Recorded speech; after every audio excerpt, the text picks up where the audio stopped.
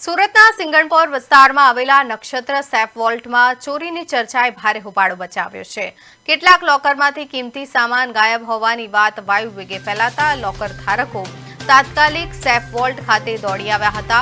મળતી માહિતી મુજબ કેટલાક લોકર ધારકોને પોતાનો સામાન સુરક્ષિત મળ્યો હતો, જ્યારે કેટલાક લોકર ધારકોએ લોકરમાંથી સામાન ગાયબ હોવાની ફરિયાદ કરી હતી।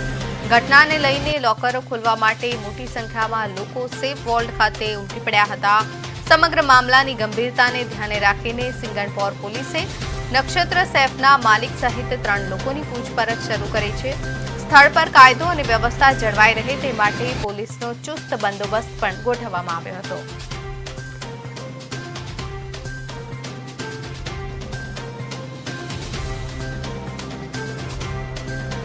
મારફત એમને માહિતી મળી હતી કે લોકરના ખાના તૂટ્યા છે અને ચાચું બધું સોનું ઓલું થઈ ગયું છે એમ।